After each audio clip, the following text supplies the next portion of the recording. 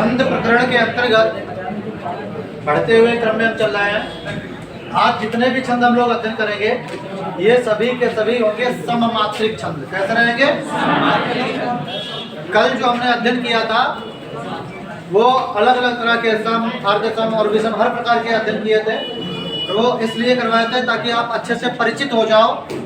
और कई बार ऐसा होता है कि एक एक जो छंद होता है वो बस थोड़ा सा लक्षण बदल देने से उनमें परिवर्तन हो जाता है। कल हमने उस टाइप के छंद अध्ययन किए थे। आज हम जो अध्ययन करेंगे वो इस प्रकार के हैं कि इनमें मात्राएं चारों चरण में बराबर है। बस यति अर्थात ठहराव जो है वो कुछ इधर उधर का रहता है, बाकी और कोई अंतर इसमें नहीं है। बस अब आगे बात है सबसे पहले उल्लास छंद की। छंद का नाम क्या है? इसमें 13 मात्राओं का विधान रहेगा। 4 चरण से युक्त है। इसका मतलब क्या हुआ पता है? समझ पा रहे हैं आप? इसका मतलब है कि चरण है 4। देखो परिभाषाएं क्या है, एक तरीका वो होता है, दो एक तरीके होते हैं। हमने आपको बताया देखो पढ़ने में भी बहुत से तरीके होते हैं कि हम अपना कम समय और कम बल का प्रयोग करके, मानसिक बल हमें कम लगाना पड़े और हम अधिक से अधिक जान जाएं।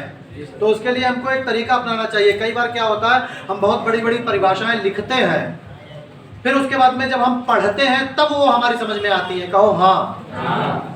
आपने 3 लाइन की 4 लाइन की कोई परिभाषा लिखी तो जब तक आप पढ़ोगे नहीं तब तक वो समझ में नहीं आएगी। तो उसी परिभाषा के एक ऐसा रूप निकालो, शॉर्ट ट्रिक, जो देखने से काम चल जाए। जैसे जो बात मैं कह रहा हूं वो समझने का प्रयास करना, मैं आपको वो पढ़ाना चाहता हूं। जो व्यक्ति पढ़ा लिखा है वो इसको पढ़ लेगा। क्या लिखा है? क्या लिखा है? पढ़ा लिखा तो पढ़ सकता है और इसको तुम्हें पढ़ना ही पड़ेगा, तभी तो जान पाओगे। अच्छा ठीक, एक अनपढ़ व्यक्ति है, ठीक, कतई गवार, अनपढ़, पढ़ना लिखने की जरूरत है? क्या है? बात खत्म। एक वो होता है जो लिखो और एक है बनाओ। तो बनाने वाली प्रक्रिया कहीं ज्यादा आसान होती है, ठीक, बना होना चाहिए। अगर अब देखिए यहाँ पर क्या है, ये परिभाषा मैंने लिखी नहीं है, परिभाषा को मैंने बना दिया है। क्या बना दिया? अब इसका लॉजिक समझ लो कि 4 चरण से युक्त प्रत्येक चरण में 13 मात्राओं का विधान हो तो उल्लास छंद बनता है। अब बता, इतने के लिए तुमको एक लाइन लिखनी, जितना हमने बस जगह पर, जैसे नहीं कहते अंग्रेजी के 4 बना दिए। क्या किया है भाई? इसको एक प्लस बनाया, प्लस बनाने के बाद चारों तरफ रख दिया। हमने सीधे समझ लिया 4 चरण से युक्त हो, प्रत्येक चरण में 13 मात्राएं हो तो उल्लास छंद बन जाता है। बस इतनी सी बात है। समझ में तो नहीं आ रहा है? ठीक। अब यहाँ पर कैसे मात्राएं लगाना हमने आपको बता ही दिया है। अगर आप कहोगे तो लगाते चलेंगे, क्योंकि उसी लिए हम जानते हैं कि तुम क्या कहोगे, इसलिए हमने जगह छोड़ रखी है। अविरल होती वृष्टि थी, सृष्टि दृष्टि आती न थी, धूरी भयानकता भरी, भूमि भूलि भाती न थी। इस तरह से इस छंद का गेय पद्धता रहेगी। और इसमें अगर आप लगाओ तो कैसे लगाओगे? अविरल, अविरल होती वृष्टि थी, होनी कितनी चाहिए? 13। 2 2 4 2 6 2 8 2 10 11 और 12 हो गए। ठीक। आओ इधर देखिए, ये कुछ ज्यादा गड़बड़ कटा पिटा सा है, कठिन लग रहा। सृष्टि दृष्टि आती न थी, 2 3 4 5 6 7 8 9 10 11 12 13। सही। अगर मान लीजिए कहीं पर नहीं लगा पा रहे हो, कोई समस्या, आगे वाले में तो समस्या नहीं होनी चाहिए, कोई आधा वर्ण नहीं है। सम्मेलन है, आई गई सम्मा, जान न दिए वो।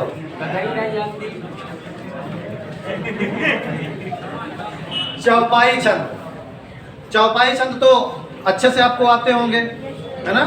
कोई एक चौपाई, अच्छा आप लोग बताओ, कोई गाओ चौपाई। देखें रामचरित गरिया रहे हो का?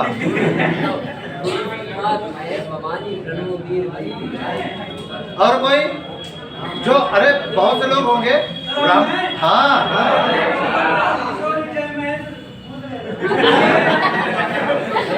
जय महेश गिरिराज किशोरी, बस यह है ठीक।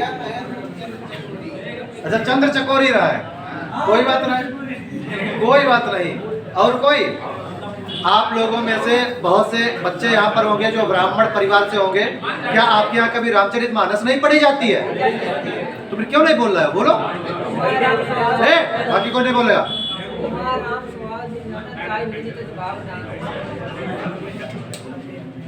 बालिकाओं में कोई है, बोल सकता है कोई? कौन बोल रहा है?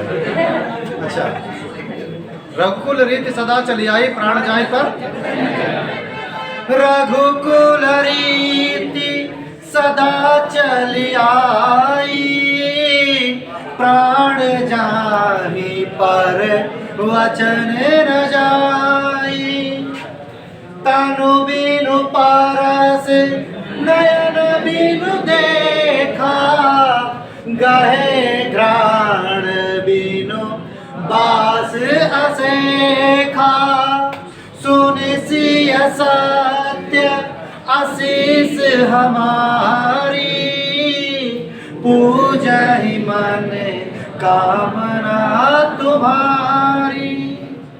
कभी गाते नहीं हो तुम लोग? तो गाय ले ना, तो बकरियां नहीं रहे हो। आओ इसमें मात्रा देख लेते हैं।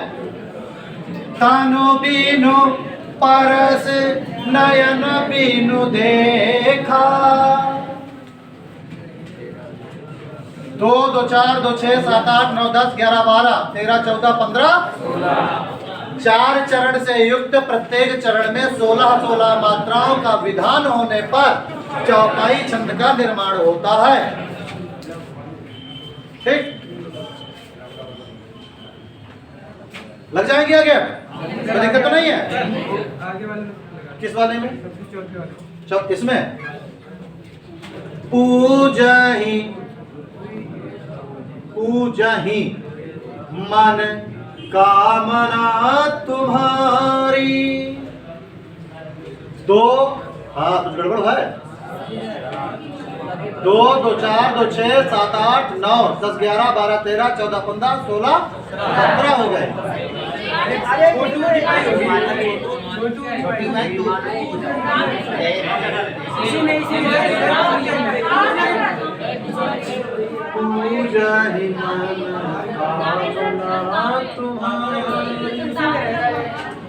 अब देखो एक बात मैं बता दूं, मैंने आपको एक बात बताई थी, अंत में जो होता है कवि को ये वरदान होता है कि लघु को गुरु या गुरु को वो लघु कर सकता है। कहा था कि नहीं बताया था पहली बार में ही? तो यहाँ पर क्या है, आप इसको लघु कर लीजिए, लिखने में वही रहेगा लेकिन उच्चारण में आप इसको कर लीजिए तो आपका बन जाएगा। ये बात मैंने आपको बताई थी। कभी कभी क्या होता है, कवि इस तरह का लिखता है कि उसमें मात्रा का विरोध आता है लेकिन फिर उसको गिना नहीं जाता अगर वो लय पर उतर रहा है। ठीक, होता है ऐसा कभी कभी। क्या नहीं, बीच का रास्ता नहीं है, हमने पहले ही रास्ता निकाल लिया था। बीच में थोड़ा ही निकाला। ये बात, ये नियम मैंने छंद जब आपको प्रारंभ किया था बताना तो पहले ही बता दिया था ना कि प्रारंभ वाला वर्ण और अंत वाला वर्ण कवि की इच्छा पर आधारित रहता है। वो लघु को गुरु और गुरु को लघु कर सकता है, दोनों काम कर सकता है, कुछ भी। आओ आगे बढ़ते हैं हम लोग। राधिका छंद, बस राधिका छंद में अब थोड़ा सा आ रहा है। क्या आ रहा है? प्रत्येक चरण में 22 मात्रा है। मात्राएं कितनी रहेंगी? 22 रहेंगी। लेकिन एक बात कह रहा है, क्या कह रहा? 13 और 9 पर यति रहेगी। 4 चरण से युक्त प्रत्येक चरण में 22 मात्राओं का विधान और क्रमशः 13 और 9 पर यति रहेगी। अगर ऐसा है तो छंद राधिका होगा और राधिका छंद में कृष्ण का ही वर्णन है, राधा कृष्ण का। आओ देखते हैं, बढ़िया सा उदाहरण है।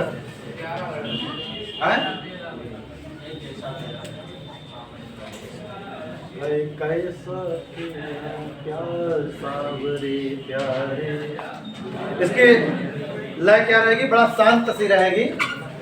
है कैसा तेरा प्यार सावरे प्यारे, राधा ते तरसे दिन रैन बांसुरी बारे, छीने तू सबका चैन नींद हरता है, यूं तिरछे करके नैन हास करता है।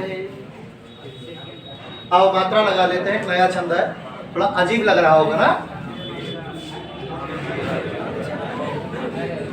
है कैसा तेरा प्यार सांवरे प्यारे। अब कुल देखते हैं पहले, 2 2 4 2 6 7 8 9 10 11 12 13 14 15 16 17 18 19 20 21 22। और ठहराव कहा किया, है कैसा तेरा प्यार सांवरे प्यारे, ठहराव भी हो गया। राधा तर से दिन रैन बांसुरी वारे, वारे का मतलब वाले, बांसुरी वाले। ठीक, तो उम्मीद है कि अब आगे भी सही होगा। या लगाएं, देखें, देख लें, मन नहीं मानता, देख लें। है राधा तर से दिन रैन बांसुरी वारे। गिन लेते हैं, 2 2 4 2 6 7 8 9 10 11 12 13 14 15 16 17 18 19 20 21 22। और जो 9 13 और 9 पर यति है, तो इधर वाले गिन लेते हैं, 1 2 3 4 2 8 और 1 9। तो स्वाभाविक है फिर जब 22 जाते 13 होगा। ठीक है, समझ में तो नहीं आ रहा है कुछ भी। गीतिका छंद, गीतिका जब जो होता है 4 चरण से युक्त, प्रत्येक चरण में 26 मात्रा। 16 दिख रहा है क्या?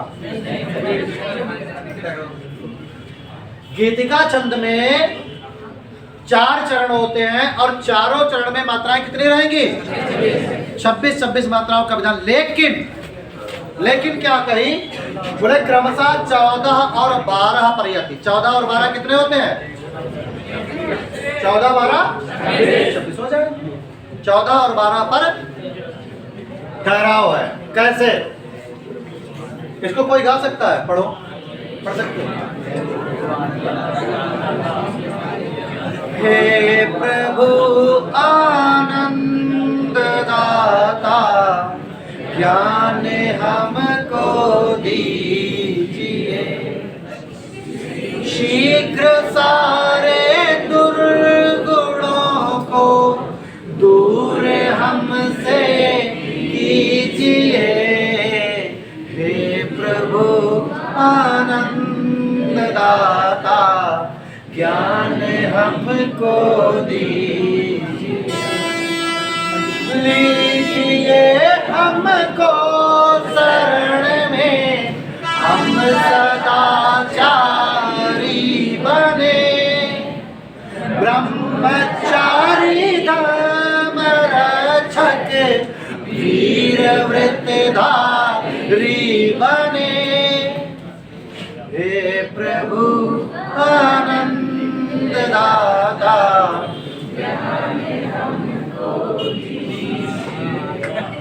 ये गाना तो अच्छा लगा करें तो बजा दिया करो।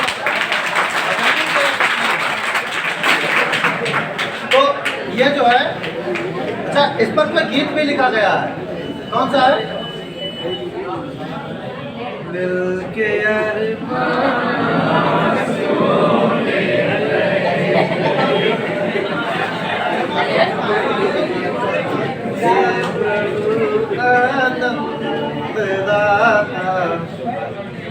करके वही है। आइए बात करते हैं, वर्ण जरा मात्राएं लगा लेते हैं। हे प्रभु आनंद दाता,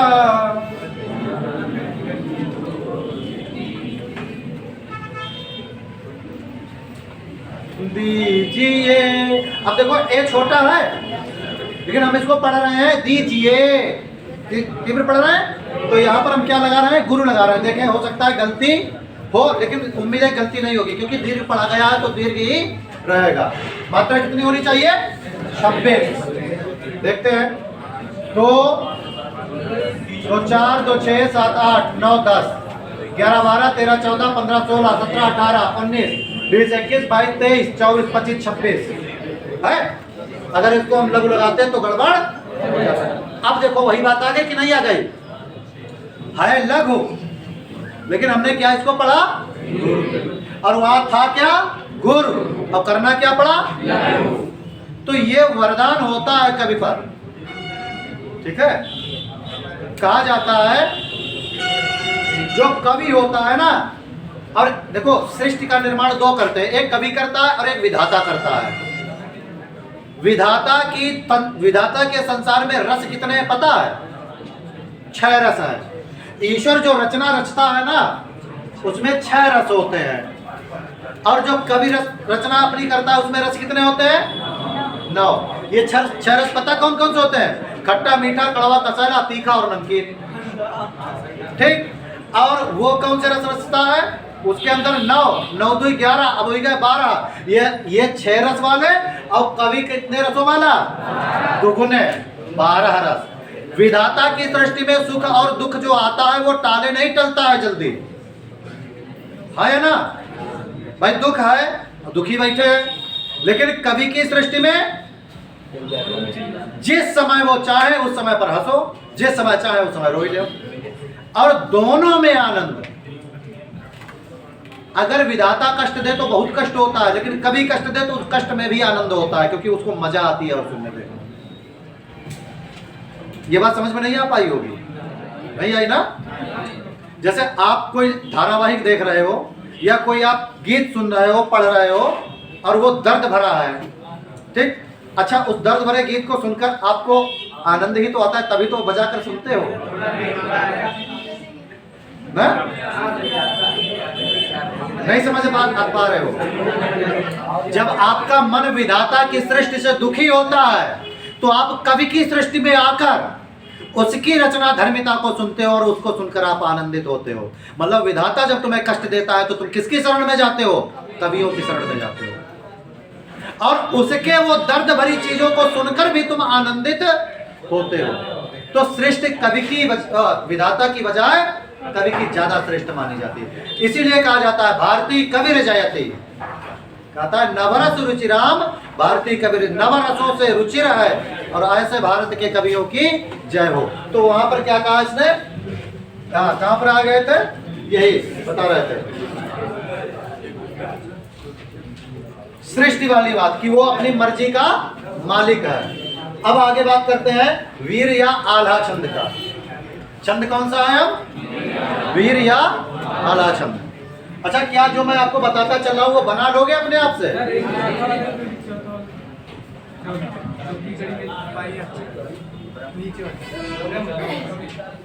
इसमें लगाना है मात्रा, इसमें आपका बा जो है ये गुरु हो जाएगा हा के कारण, माँ अकेला ये रहेगा। सही आ रहा है? अच्छा, पूरा ब्रह्मचारी धर्म रक्षक वीर वृत्त धारी बने। 2 3 4 5 6 7 8 9 10 11 12 13 14 15 16 17 18 19 20 21 22 23 24 25 26 आ गए, ठीक।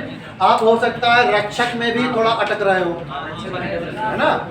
इसमें हमने आपको बताया था कि शाह जो होता है का हनंत और शाह से मिलकर बनता है, तो का किस पर आ जाएगा? रा पर आ जाएगा, तो रा गुरु हो जाएगा, है? ब्रह्मचारी, हाँ तो क्या करें? है? बता तो दिया हमने, ब्रह्मचारी को अलग करके बता देते हैं। ब्रह्मचारी, अब यहाँ पर क्या होता है? बाप पर रहा है लेकिन पहले ही है। हमने कहा था कि पहले वाले का कोई मतलब नहीं बनता है, और हा हलंत है, ठा हलंत किस पर चला जाएगा? माँ पर चला जाएगा, तो बा क्या हो जाएगा? गुरु हो जाएगा। और माँ अकेला बचा है, माँ पर लघु हो जाएगा। और चा और री ये तो गुरु है ही है, तो ब्रह्मचारी बन जाएगा। ऐसा यही चीज यहाँ पर है, वही चीज वहां पर है। ठीक, और कोई संदेह है? अगर नहीं समझ में आया तो फिर से पूछ लीजिए, तो दिक्कत नहीं है। ठीक, अब आगे की बात कर लेते हैं थोड़ा सा। कौन सा छंद है आगे? पढ़ो। वीर या आला छंद। अच्छा, वीर या आला छंद में आपका एक वो है, 12 बरस लो कुकुर जीवे औसो लालो जिया, बरस 18 क्षत्रिय जीवन आगे जीवन को धिक्कार। सुना है ये? सुना होगा ना? नहीं सुना है? पूछा भी जाता है परीक्षा में।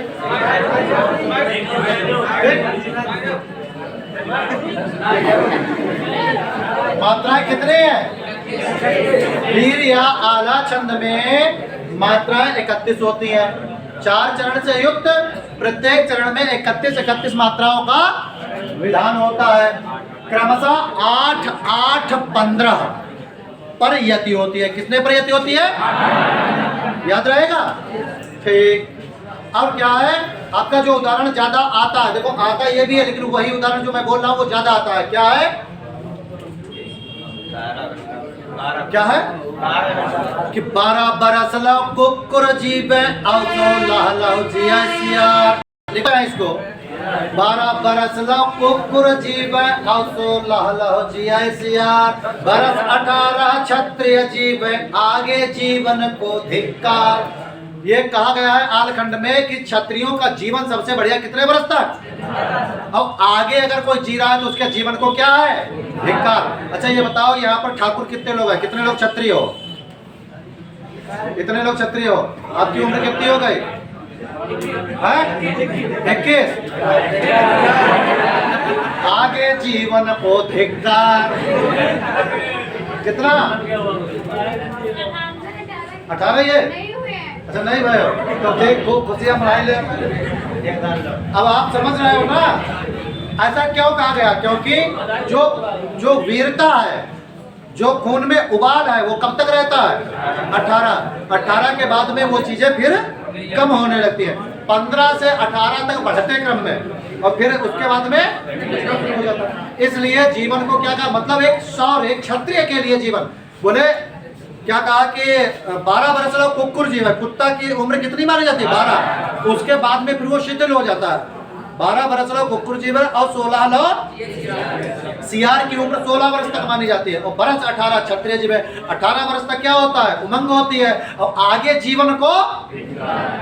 अब इसी दोहा, इसी छंद के लक्षण पर एक और गाना बनाया, हर उस पर एक गाना बनाया गया, बस बताते नहीं है। जगनिक का है शायद, जगनिक। अब ये क्या कहा देखो, वही धुन समझना। 12 बरस लो कुकुर जीवे औसो लालो जिया, बरस 18, यही तो है। मरी गए फोकट माँ हम कोई तो हम कालिया बचा, ऐसो तीर चलो मेरे दिल पर जिसकी मार सही ना जाए। यही गाना है वो, यही उसकी जो धुन है वो। इसे आपको मैंने बताया ना, जितने भी गाने हैं जो भी, बस तुम जान नहीं पाते हो क्योंकि तुमको लय नहीं पता है। अब देखो वही गाना, हिमगिरी के उत्तुंग शिखर पर बैठ शिला की शीतल छां, एक पुरुष भीगे नैनों से देख रहा था प्रलय प्रवाह। वही है। अब इसको गाते किस तरह से? कभी अपने दूसरे ढंग से गाता है तो आप कभी समझ ही नहीं पाते हो। हिमगिरी के उत्तुंग शिखर पर बैठ शिला की शीतल छां, एक पुरुष भीगे नैनों से देख रहा था प्रलय प्रवाह। ऊपर जल था नीचे हिम था, एक तरल था एक सघन, एक तत्व की ही प्रधानता, कहो उसे जड़ या चेतन। कभी आपका दिमाग जाएगा मरी गए फोकट में आप, कभी नहीं जाएगा। तो कवि जो होता है वो कैसा होता है, कवि के अंदर एक आदर्श होता है, तो वो ऐसी लय को चुनता है कि जो आपके अंदर आदर्श और उमंग को जागृत करे। और जितने भी ये फिल्म इंडस्ट्रीज वाले होते हैं ये ऐसा लाते हैं जो आपके अंदर उत्तेजना को और फूहड़पन को ला कर रखे। तो उनकी जो गेय पद्धति रहती है वो अलग तरह की रहती है और इसकी गेय पद्धति अलग तरह की रहती है। तो छंद को हम छंद की तरह गाते ही नहीं है और इसीलिए आप लोग मैच नहीं कर पाते। हाँ किधर क्यों था? हाँ नीचे जलता ऊपर हिमता, हाँ यही सही है। नीचे जलता ऊपर हिमता, इसको उल्टा करना है। नहीं क्या नीचे, अरे ऊपर हिमता, चलो हिम कर लो, ऊपर हिमता नीचे जलता। सही कहा। क्यों? क्योंकि बर्फ का टुकड़ा पानी के सतह पर रहता है और पानी, और इसी पंक्ति को लेकर आपसे विशेषण और विशेष पूछा जाता है। ऊपर हिमता नीचे जलता एक तरलता एक सघन, इसमें आपको पूछा जाएगा किसका विशेषण कौन है। यह प्रश्न आ चुका है इसी पंक्ति से। इस पंक्ति को लिखने का राज सिर्फ यही था कि मैं आपको इससे ये चीज बता सकूं, ए लल्ला ऐसे बनो कि उस पर बैठो जाके। अब हम देख रहे हैं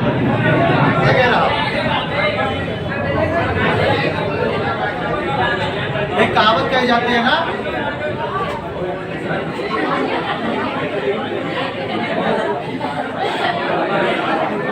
कोई काहू में मगन कोई काहू में मगन, यही वही मगन बाकी है लगन। कोई मतलब ही नहीं है। अरे तुम अपनी पढ़ाई लिखाई को ऐसा करो कि ये चीजें तुम्हारे लिए उपलब्ध रहे यार। तुम मेरे पास इसमें कौन सी बड़ी खास बात है? तो छोटे छोटे बच्चों की तरह मैं आपको जो बता रहा हूँ वो महत्वपूर्ण है, वो गए आए वो महत्वपूर्ण नहीं है। मैंने आपसे बताया कि ऊपर हिमता नीचे जलता एक तरलता एक सघन।